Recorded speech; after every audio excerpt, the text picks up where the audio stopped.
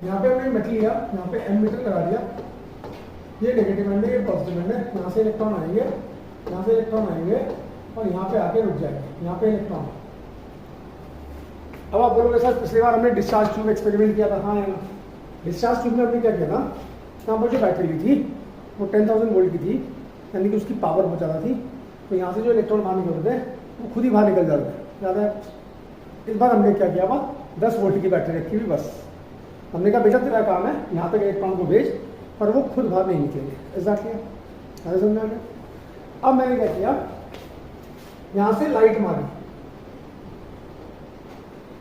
ये लाइट, और लाइट हम पढ़ चुके हैं प्लैंक्स क्वांटम थ्योरी में, लाइट को बोलते हैं फोटोन, फोटोन को बोलते हैं क्वांटा, और क्वांटा की एनर्जी होती है एच।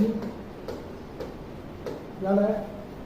तो जब मैं बोल रहा हूं कि ये जो है, ये जो मेरा कैथोड बना हुआ है, कैथोड, ठीक है, और ये मेरा एनोड बना हुआ है, ठीक है, ये जो कैथोड और एनोड बने हुए ये फोटो इलेक्ट्रिक मेटल के बने हुए हैं, photo electric metal. Photo electric metal किसे बोलते हैं, वो मेटल जिसपे हम लाइट मारें, ठीक है, और इलेक्ट्रॉन इजेक्ट कर जाए। इलेक्ट्रॉन क्या कर जाए, इजेक्ट कर जाए। इलेक्ट्रॉन क्या करे, इजेक्ट करे। अब जब हमने इसमें लाइट मारी, पहले फोटो इलेक्ट्रिक मेटल सुन लो, उसके अंदर घुसेंगे, यहाँ से इलेक्ट्रॉन्स बाहर निकल गए, इलेक्ट्रॉन्स बाहर निकल गए, इलेक्ट्रॉन्स बाहर निकल गए, ठीक है। What is photo electric effect, जब हम किसी मेटल में लाइट मारते हैं या फोटोन मारते हैं जिसकी मिनिमम फ्रीक्वेंसी होगी म्यू नॉट, एक्स म्यू लिखते हैं ना, हाँ है ना, हमने बोला म्यू नॉट, म्यू नॉट को बोलते हैं थ्रेशोल्ड फ्रीक्वेंसी।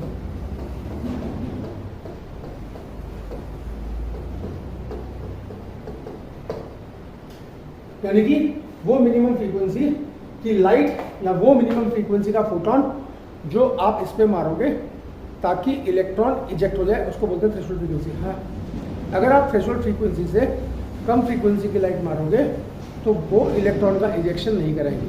तो आपको जो इस पे लाइट मारनी है वो थ्रेशोल्ड फ्रीक्वेंसी या उससे ज़्यादा फ्रीक्वेंसी की लाइट मारनी है।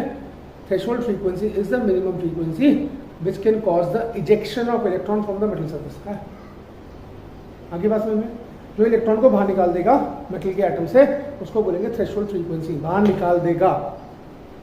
आगे बात समझ में। तो हमने थ्रेशोल्ड फ्रीक्वेंसी की लाइट मारी है, उससे ज़्यादा फ्रीक्वेंसी की लाइट मारी, इलेक्ट्रॉन यहाँ से आए, यहाँ ट्रैवल करेंगे, यहाँ ट्रैवल करेंगे, यहाँ ट्रैवल करेंगे, यहाँ ट्रैवल करेंगे।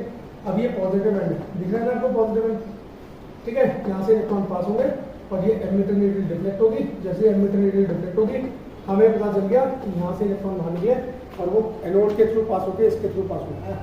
तो हमने क्या किया, लाइट मार के मेटल से इलेक्ट्रॉन को बाहर निकाले, इसको बोलते हैं फोटो इलेक्ट्रिक इफेक्ट। वो मिनिमम फ्रीक्वेंसी की light which can cause the ejection of electron from the metal atom, that's called the threshold frequency। यानी कि आपको जो लाइट मारनी है वो थ्रेशोल्ड फ्रीक्वेंसी से ज़्यादा फ्रीक्वेंसी की लाइट मारनी है, तभी इलेक्ट्रॉन का इजेक्शन होगा, अन्यथा नहीं है। डन, यहाँ तक क्लियर बिल्कुल। अब समझ लो, अब हमने बोला फोटो इलेक्ट्रिक मेटल कौन कौन से। देखो अब कुछ मेटल एटम का साइज बड़ा होता है, कुछ का साइज छोटा होता है। अब खुद सोचो जल्दी इलेक्ट्रॉन बाहर कौन निकालेगा, जल्दी इलेक्ट्रॉन बाहर वो निकालेगा जिसमें न्यूक्लियस और इलेक्ट्रॉन के बीच में फोर्स ऑफ अट्रैक्शन कम होगा, यानी कि एटम का साइज बड़ा होना चाहिए। सब अब 10th में इतना तो पढ़ के आया हो कि जो सबसे लेफ्ट में एटम हो तो उनका साइज सबसे बड़ा होता है, हाँ या ना। तो अब मैं बोलूँ ग्रुप फर्स्ट जो हमारे पास है, ग्रुप फर्स्ट, उसमें कौन कौन से, लिथियम, सोडियम, पोटेशियम लिखना भाई, रुबीडियम, सीजियम, ये 3 बेस्ट फोटो इलेक्ट्रिक मेटल है, ठीक है। क्योंकि पीरियोडिक टेबल में ये सबसे बड़े साइजों में से एक है, इनमें इलेक्ट्रॉन का निकालना सबसे आसान होता है। तो कंसेप्चुअल क्वेश्चन ये भी आता है, sodium is used in photo electric cells but not, sorry potassium is used in photo electric cells but not sodium. Why? तो आप बोलोगे साइज बड़ा है, इलेक्ट्रॉन का निकालना आसान है, इसलिए ज़्यादा बढ़िया फोटो इलेक्ट्रिक मेटल है। मेरी बात समझ में आई? पक्का, ठीक है।